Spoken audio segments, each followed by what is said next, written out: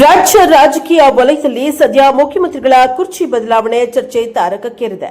ಉಪಮುಖ್ಯಮಂತ್ರಿ ಡಿಕೆ ಶಿವಕುಮಾರ್ ಅವರಿಗೆ ಸಿಎಂ ಸ್ಥಾನ ನೀಡಬೇಕೆಂಬ ಪ್ರಬಲ ಸಮುದಾಯಗಳ ಒತ್ತಾಯ ವ್ಯಕ್ತವಾಗುತ್ತಿರುವ ಬೆನ್ನಲ್ಲೇ ರಾಜ್ಯದ ಸಚಿವ ಕೆಎಚ್ ಮುನಿಯಪ್ಪರ ಹೆಸರು ಕೂಡ ಮುನ್ನೆಲೆಗೆ ಬಂದಿದೆ.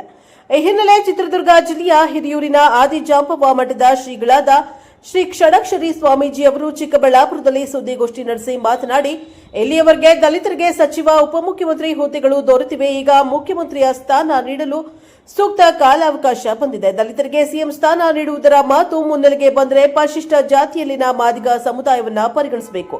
7 ಬಾರಿ ಸಂಸದರಾಗಿರುವ ಅಪಾರ ಅನುಭವದ ಹಿರಿಯ ರಾಜಕಾರಣಿ ಕೆಎಚ್ ಮುನಿಯಪ್ಪ ಅವರಿಗೆ ಸಿಎಂ ಪದವಿ ನೀಡುವುದು ಸಮುದಾಯದ ಹಿತ ಎಂದರು. ಅದಾಗದಿದ್ದರೆ ಕನಿಷ್ಠ ಉಪಮುಖ್ಯಮಂತ್ರಿ ಹುದ್ದೆ ನೀಡಬೇಕು ಎಂದು ಆದಿಜಾಂಬವ ಮಠದ ಶ್ರೀಗಳು ಸಮುದಾಯದ ಪರವಾಗಿ ಒತ್ತಾಯವನ್ನ ವ್ಯಕ್ತಪಡಿಸಿದ್ದಾರೆ. ಈ ವೇಳೆ ಮಾಜಿ ಶಾಸಕಿ ಅನ್ಸೂಯಮ್ಮ, ಮುಖಂಡರಾದ ಪಟ್ರೇನಹಳ್ಳಿ ಕೃಷ್ಣ, ತಿರುಮಳ್ಳಪ್ಪ, ಪೆದ್ದಣ್ಣ, ವೇಷನಿವಾಸ್, ಅಣ್ಣಮ್ಮ ಇತರರು ಹಾಜರಿದ್ದರು. Bureau report, Salahuddin, Prajapower TV, Chikkaballapur. ಈಗಾಗಲೇ ಒಂದು ಪಕ್ಷಗಳು ಕೂಡ ನಮ್ಮ ಮಾದಿಗ ಸಮುದಾಯದ ವ್ಯಕ್ತಿಗಳನ್ನು ಉಪಮುಖ್ಯಮಂತ್ರಿ ಮಾಡಿದ್ದಾರೆ. ನಮ್ಮ ಸಹೋದರ ಜಾತಿಯವರು ಕೂಡ ಉಪಮುಖ್ಯಮಂತ್ರಿ ಆಗಿದ್ದಾರೆ. ಆದರೆ ಈಗಿರುವ ಅಧಿಕಾರದಲ್ಲಿರುವ ಈ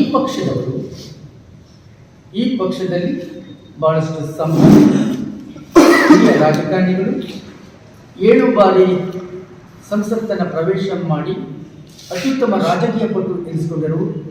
2 ಬಾರಿ ರಾಜ್ಯದ ಮಂತ್ರಿಗಳಾಗಿ ಈಗ ಹಾಲಿ ಸಂಪುಟ ದರ್ಜೆ ಸಚಿವರಾಗಿರುವಂಥವರು, ಅಖಿಲ ಭಾರತ ಕಾಂಗ್ರೆಸ್ ಸಮಿತಿಯಲ್ಲಿ ಉತ್ತಮ ನಂಟನ್ನು ಹೊಂದಿದ್ದವರು, ಪಕ್ಷದ ನಿಷ್ಠಾವಂತರು, ಈ ಸಮಾಜದ ಹಿರಿಯ ಮುಖಂಡರು, ಒಂದು ರೀತಿ ವಿವಾದರಹಿತವಾದಂಥ ರಾಜಕಾರಣಿ, ಒಂದು ರೀತಿ ಅಜಾತಶತ್ರು, ಎಲ್ಲರನ್ನ ಒಗ್ಗೂಡಿಸಿಕೊಂಡು ಹೋಗುವಂಥ ಛಾತಿ ಇರುವಂಥ, ಆ ಹಿರಿತನ ಇರುವಂಥ ಕೆಎಚ್ ಮುನಿಯಪ್ಪ ಅವರಿಗೆ ಮುಖ್ಯಮಂತ್ರಿ ಪದವಿಯನ್ನು ಕೊಡಬೇಕು ಅನ್ನುವಂಥದ್ದು ಆಗ್ರಹ. ಅದು ಕೊಟ್ಟ ಕ್ಷಣ ಏನಾಗ್ತದೆ ಅಂದರೆ ಒಂದು ಇತಿಹಾಸ ಈ ಪಕ್ಷದಲ್ಲಿ ನಿರ್ಮಾಣ ಆಗಿ ಇಡೀ ರಾಜ್ಯದ ದಲಿತ ಸಮುದಾಯ ಅವರನ್ನು ತುಂಬ ಒಪ್ಪಿಕೊಳ್ಳುವಂಥ ಕೆಲಸ ಆಗ್ತಾ ಬರ್ತದೆ. ಯಾರಿಗೆ ಅವಕಾಶ ಕೊಡ್ತಾರೆ ಆವಾಗ ನೀವೇ ನಮಗೆ ಆಸರೆಯಾಗಿ ಅನ್ನುವಂಥದ್ದು ಕೃತಜ್ಞತಾ ಮನೋಭಾವ ಆ ಸಮುದಾಯಗಳು ಮಾಡುವಂಥದ್ದು ಇದೆ.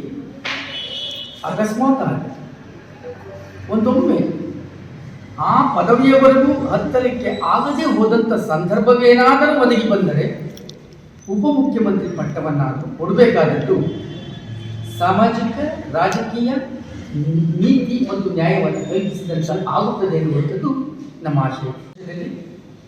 ಅವರ ಪಕ್ಷದಲ್ಲಿ ಅತ್ಯಂತ ಪ್ರಾಮಾಣಿಕ ವ್ಯಕ್ತಿ, ಹಿರಿಯ ರಾಜಕಾರಣಿ, ಸಜ್ಜನ ರಾಜಕಾರಣಿ, ಇವರು ಮುಖ್ಯಮಂತ್ರಿ ಪದವಿಯನ್ನು ಹೊಂದಿ ರಾಜ್ಯದ ಎಲ್ಲ ಜನಾಂಗಗಳ ಅಭ್ಯುದಯ ಮತ್ತು ಪ್ರಗತಿಯನ್ನು ಕಾಣುವಂತಾಗುತ್ತದೆ ಅನ್ನುವಂಥದ್ದು. ಏಕೆಂದರೆ ಯಾರಿಗೆ ಬಡತನದಲ್ಲಿ ಹುಟ್ಟಿ ಬಂದಾಗ ಇನ್ನು ಇತರೆ ಎಲ್ಲ ಸಮಾಜದ ಬಡವರು, ಎಲ್ಲ ಸಮಾಜದಲ್ಲಿ ಅವಕಾಶ ವಂಚಿತರಾದವರ ಬಗ್ಗೆ ಒಂದು ರೀತಿ ದೂರದೃಷ್ಟಿ ಇರ್ತದೆ ಅನ್ನುವಂಥ ನಿಟ್ಟಿನಲ್ಲಿ ಕೆಎಚ್ ಮುನಿಯಪ್ಪನವರು ಮುಖ್ಯಮಂತ್ರಿ ಆಗಲಿ ಅನ್ನುವಂಥದ್ದು, ಆ ಮುಖ್ಯಮಂತ್ರಿ ಆಗಲಿಕ್ಕೆ ಅವರ ಪಕ್ಷ ಎಲ್ಲ ರೀತಿಯ ಬೆಂಬಲವನ್ನು ಕೊಡುವಂಥದ್ದು ಒಂದು ರೀತಿಯ ರಾಜಕೀಯ ನ್ಯಾಯ ಕೊಟ್ಟದ್ದು.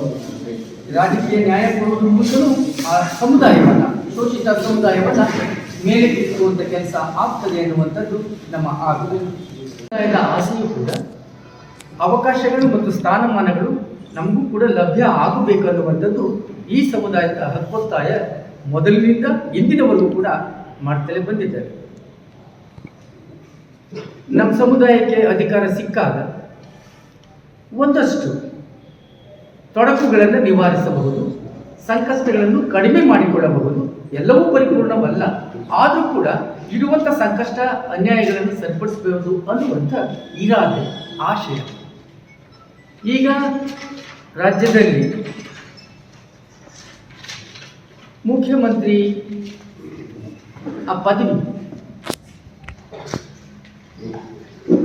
ವರ್ಗಾಯಿಸುವುದಿದ್ದರೆ ಅಥವಾ ಬದಲಾಯಿಸುವುದಿದ್ದರೆ ಅಂದಾಗ ಅನೇಕ ಸಮುದಾಯಗಳು ಮುಖ್ಯಮಂತ್ರಿ ಪದವಿಗೆ ಬೇಡಿಕೆಯನ್ನು, ಮನವಿಯನ್ನು ಇಡುವುದು ಸಹಜವಾದಂಥ ಪ್ರಕ್ರಿಯೆ. ಅದು ಪ್ರಜಾಪ್ರಭುತ್ವದಲ್ಲಿ ನಡೆದುಕೊಂಡು ಬರುವಂಥ ಪ್ರಕ್ರಿಯೆ. ಅದೇ ರೀತಿ ಮಾದಿಗ ಸಮುದಾಯ ಕೂಡ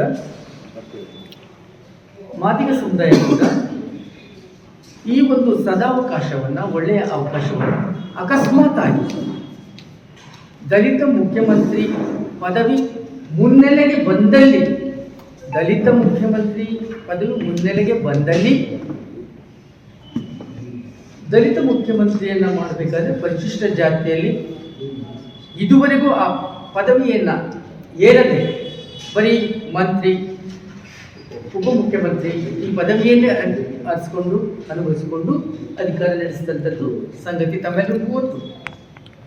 ಇದೊಂದು ಬಾರಿ ಮುಖ್ಯಮಂತ್ರಿ ಪದವಿಯನ್ನು ಅತ್ಯಂತ ಹಿಂದುಳಿದಿರುವ, ಪರಿಶಿಷ್ಟ ಜಾತಿಯಲ್ಲೇ ಅತ್ಯಂತ ಹಿಂದುಳಿದಿರುವ, ವಂಚನೆಗೆ ಒಳಗಾಗಿರುವಂಥ ಮಾದಿಗ ಸಮುದಾಯಕ್ಕೆ ಕೊಡುವ ಮೂಲಕ ಈಗಿನ ಪಕ್ಷ ಏನು ಅಧಿಕಾರದಲ್ಲಿದೆ ಅದು ಒಂದು ಇತಿಹಾಸ ನಿರ್ಮಾಣ ಮಾಡಬೇಕು ಅನ್ನುವಂಥದ್ದು ಇಡೀ ಆದಿಜಾಂಬವ ಮಾದಿಗ ಸಮುದಾಯದ ಸ್ವಾಮೀಜಿಯಾಗಿ ನಮ್ಮ ಆಶಯವೂ ಕೂಡ, ಅಭಿಲಾಷೆಯೂ ಕೂಡ, ಒತ್ತಾಯವೂ ಕೂಡ ಈ ಬಗ್ಗೆ ನಾನು ಆ ಪಕ್ಷದ ವರಿಷ್ಠರನ್ನು ಒತ್ತಾಯಿಸ್ತೇನೆ. ದಲಿತರಿಗೆ, ಇತರೆ ಜಾತಿಯವರಿಗೆ ಇರುವಷ್ಟು ಶಕ್ತಿ ಸಾಮರ್ಥ್ಯ, ರಾಜ್ಯ ಅಥವಾ ದೇಶವನ್ನು ಮುನ್ನಡೆಸುವಂಥ ಶಕ್ತಿ ಸಾಮರ್ಥ್ಯ, ಪ್ರಬುದ್ಧತೆ, ಅರ್ಹತೆ ಎಲ್ಲವೂ ಇದೆ. ಆದರೆ ಅವಕಾಶಗಳು ಬಂದಾಗ ತಪ್ಪಿಸುವಂಥ ಕೆಲಸ ಅಥವಾ ಅವಕಾಶವನ್ನು ತಪ್ಪಿಸುವಂಥ ವ್ಯವಸ್ಥೆಗಳು ಕಡಿಮೆಯಾದಾಗ ದಲಿತರಿಗೆ ಒಂದೊಮ್ಮೆ ಅವಕಾಶ ಕೊಡಬೇಕಾಗ್ತದೆ. ಯಾಕೆಂದರೆ ಮೊದಲೇ ನಾನು ಹೇಳ್ತಿದ್ದೀನಿ, ಅವ್ರಿಗೆಲ್ಲ ಅರ್ಹತೆ ಇರ್ತದೆ. ಅರ್ಹತೆ ಇದ್ದಾಕ್ಷಣ ಅವಕಾಶ ಬೇಕಲ್ಲ, ಅವಕಾಶ ಸಿಕ್ಕಾಗ ಅರ್ಹತೆಯ ಪ್ರದರ್ಶನ ಸಾಬೀತಾಗುತ್ತೆ. ಈಗ ಇದು ಸ್ಪಷ್ಟ ಉದಾಹರಣೆ ನಾನು ಹೇಳ್ತಿರೋದು. ಈಗ ನೀವು ಉದಾಹರಿಸಿದಂಥ ಎಲ್ಲ ಉದಾಹರಣೆಗಳು ವಾಸ್ತವಕ್ಕೆ ಹತ್ತಿರವಿದೆ. ಈ ಅಧಿಕಾರ ಅನ್ನುವುದು ಬಲಾಢ್ಯರ ಕೈಯಲ್ಲಿದ್ದಾಗ ದಲಿತರನ್ನು ವಂಚಿಸುವ ಕೆಲಸ ಅದು ನಿರಂತರವಾಗಿ ನಡೀತದೆ. ಅದಕ್ಕೆ ಕಡಿವಾಣ ಹಾಕಬೇಕಂದ್ರೆ, ಆ ರಾಜಕೀಯ ಷಡ್ಯಂತ್ರಗಳಿಗೆ ಕಡಿವಾಣ ಹಾಕಬೇಕು ಅಂದರೆ ಒಂದೊಮ್ಮೆ ಈ ದಲಿತ ಸಮುದಾಯ ಒಗ್ಗಟ್ಟಾಗಿ ನಿಂತು ಆ ಅಧಿಕಾರವನ್ನು ಪಡೆಯುವಲ್ಲಿ ಯಶಸ್ವಿಯಾಗಿ ನಾವೇನು ಅಧಿಕಾರವನ್ನು ಚಲಾಯಿಸ್ತೀವಿ ಸರ್ವ ಜನಾಂಗದ ಏಳಿಗೆಗೆ ಅನ್ನುವಂಥದ್ದನ್ನು ಸಾಬೀತು ಮಾಡಬೇಕಾಗ್ತದೆ. ಯಾವುದು ನಂಬಿಕೆಯ ಮೇಲೆ ನಿಂತಿರ್ತದೆ. ಈ ಸಮಾಜ ಮತ್ತು ರಾಜಕಾರಣ ನಂಬಿಕೆ ನಿಷ್ಠೆ ಮೇಲೆ ನಿಂತಿರ್ತದೆ.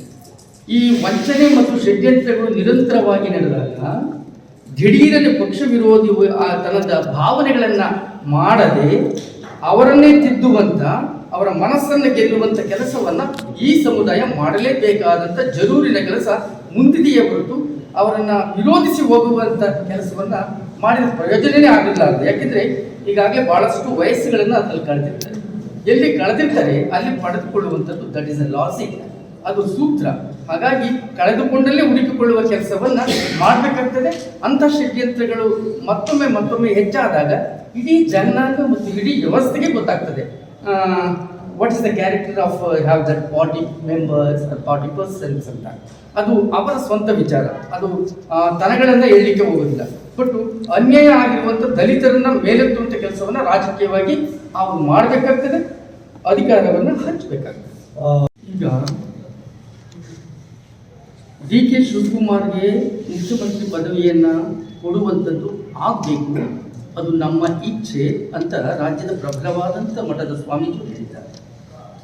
ಡಿ.ಕೆ. ಶಿವಕುಮಾರ್ ಹೇಳಲಿಲ್ಲ, ಪ್ರಬುದ್ಧ ರಾಜಕಾರಣಿಗಳು ನಮ್ಮ ಸಮುದಾಯದ ವ್ಯಕ್ತಿ ಆಗಬೇಕಂತ ಆ ಸಮುದಾಯದ ಪ್ರತಿಷ್ಠಿತ ಮಠದ ಸ್ವಾಮೀಜಿಗಳು ಹೇಳಿದ್ದಾರೆ. ಆ ಸಮುದಾಯದ ಪ್ರತಿಷ್ಠಿತ ಸಂಘಟನೆಗಳು ಧ್ವನಿ ಮಾಡ್ತವೆ. ಯಾವುದೇ ವ್ಯಕ್ತಿ ನನಗೆ ಕೊಡಿ ಅಂತ ಕೇಳೋದಿಲ್ಲ. ಯಾಕೆಂದರೆ ಇದುವರೆಗೂ ಅನ್ಯಾಯಕ್ಕೆ ಒಳಗಾದವರು ಕೇಳೋದಿಲ್ಲ. ಆ ಪ್ರಬುದ್ಧತೆಯನ್ನು ಬಹಳಷ್ಟು ಕಾಪಿಟ್ಕೊಂಡು ಬಂದಿರ್ತಾರೆ. ಆ ಪ್ರಬುದ್ಧತೆ ಇವ್ರಿಗಿದೆ ಅಂದ್ಬಿಟ್ಟು ಸಮಾಜ ಎದ್ದೇಳಬೇಕೀಗ, ಸಂಘಟನೆಗಳಂತ ಹೇಳಬೇಕು. ನಿಮಗೆ ಅವರ ಪ್ರಬುದ್ಧತೆ ಕಂಡುಹಿಡಿಯಲಿಕ್ಕೆ ಆಗಿಲ್ವಲ್ಲ ನಿಮ್ಮ ಪಕ್ಷದ ವರಿಷ್ಠರಿಗೆ, ಅವರಿಗೆ ಅರ್ಹತೆ ಇದೆ, ಅದನ್ನು ನಾವು ತೋರಿಸ್ತಿದ್ದೀವಂತ ಸಮುದಾಯದ ಮುಖವಾಣಿಗಳಾದ ಸ್ವಾಮೀಜಿಯವರು, ಸಂಘಟನೆಯವರು ಆ ಕೆಲಸ ಮಾಡಬೇಕಾಗ್ತದೆ. ನಿಮಗೆ ಪರವಾಗಿ ಮೊದಲನೇದಾಗಿ ಸ್ವಾಗತ ಕೊಡ್ತೀನಿ. ಹಾಗೆಯೇ ನನ್ನ ಮಾಧ್ಯಮಿಕರಿಗೂ ಸಹ ಮೊನ್ನೆ ಚುನಾಯಿತರಾಗಿ ಯಾರಾಗಿದ್ದರೆ ಅವ್ರಿಗೂ ಕೂಡ ಶುಭಾಶಯಗಳು ಹೇಳ್ದ. ಈ ಪತ್ರಿಕಾಗೋಷ್ಠಿಗೆ ನಿಮ್ಮನ್ನು ಕೂಡ ಈ ಸಮಯದಲ್ಲಿ ಸ್ವಾಗತವನ್ನು ಕೊಡ್ತೀನಿ. ಹಿರಿಯರು ಕುಂದಪ್ಪನವರು, ನಮ್ಮ ಮಾಜಿ ಶಾಸಕರು, ಅಕ್ಷಯನವರು, ನಗರಸಭಾ ಸದಸ್ಯರು, ಅಣ್ಣಮ್ಮನವರು, ಆಮೇಲೆ ನಮ್ಮ ನಗರ ಪಾಲಿಕೆ ಸದಸ್ಯರು ಗಜಾನನ ಸ್ವಾಗತ ಕೊಡ್ತಾ ಈ ಪತ್ರಿಕಾಗೋಷ್ಠಿ ನಡೆಸ್ಕೊಡ್ಬೇಕಂತ 6 ಜನ ಮಾತ್ರ ಅವರು ರಿಕ್ವೆಸ್ಟ್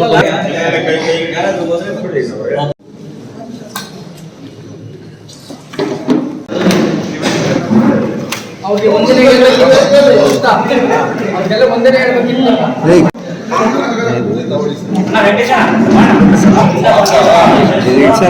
ಕೈ ತೆಗಿಬೇಕು.